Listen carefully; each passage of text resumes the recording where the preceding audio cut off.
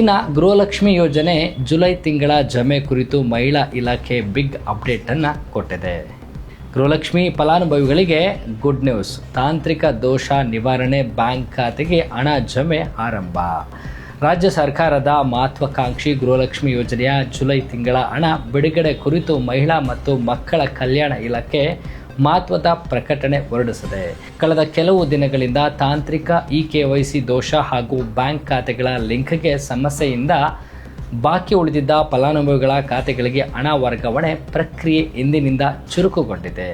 ಅರ್ಹ ಗೃಹಿಣಿಯರ ಖಾತೆಗಳಿಗೆ ನೇರ ನಗದು ವರ್ಗಾವಣೆ ಮೂಲಕ ಅಂದರೆ DBT ಮೂಲಕ 2,000 ರೂಪಾಯಿ ಜಮೆಯಾಗ್ತಿದ್ದು, ಮಹಿಳೆಯರ ಮೊಬೈಲ್ಗೆ ಸಂದೇಶಗಳು ಬರಲಾರಂಭಿಸಿದೆ. ಇನ್ನು ಬ್ಯಾಂಕ್ ಖಾತೆಗೆ ಆಧಾರ್ ಜೋಡಣೆ ಆಗದ ಕಾರಣ ಹಣ ಬಾರದೆ ಇರುವ ಮಹಿಳೆಯರು ತಕ್ಷಣವೇ ಸ್ಥಳೀಯ ಗ್ರಾಮೋನ್ ಅಥವಾ ಬೆಂಗಳೂರು ಒನ್ ಕೇಂದ್ರಗಳಿಗೆ ಭೇಟಿ ನೀಡಿ ದಾಖಲೆಗಳನ್ನು ಅಪ್ಡೇಟ್ ಮಾಡುವಂತೆ ಇಲಾಖೆಯು ಉನ್ನತ ಅಧಿಕಾರಿಗಳು ಸೂಚಿಸಿದ್ದಾರೆ.